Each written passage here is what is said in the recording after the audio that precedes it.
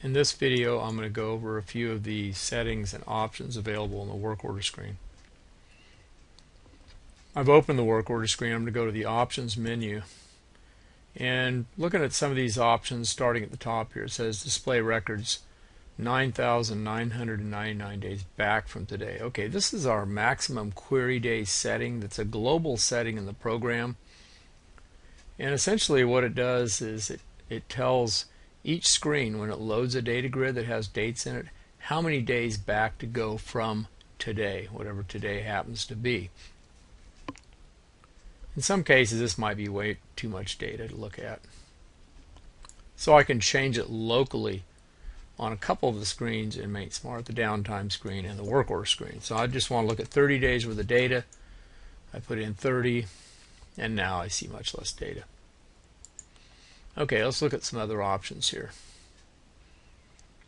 I'm going to look at the work order numbering. Right now it's set to auto increment. Let's see what that does. So if I click the new button, notice that MateSmart, it has a work order ID field. This is the internal identifier, but it also has a work order number field that can be different.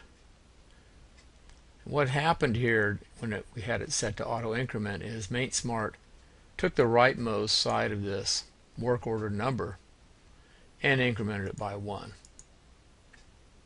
In the case where you would like to use alphanumeric work order number, then this would be an appropriate setting. If we switch it to auto number, go ahead and cancel that, and I click new, notice it simply copied the next work order ID, which isn't shown here because we haven't saved it yet, but it'll be 385, and it copies that number in here.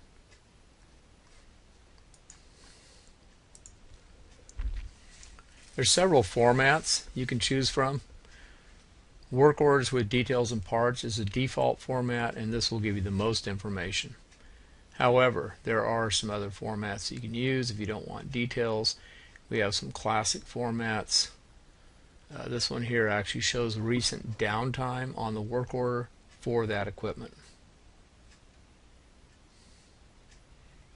Okay, several of these other options are for setting your priority status types and that sort of thing that appear in your drop-down boxes. So if we want to change a priority or add a priority, we can come in here and do it. Now this requires administrator permissions.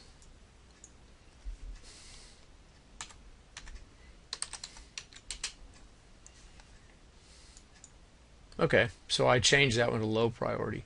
So what will happen is all of the work orders that previously had that other priority will now have this one, low priority. And as you can see in our priority drop down, we now have that menu item. Okay.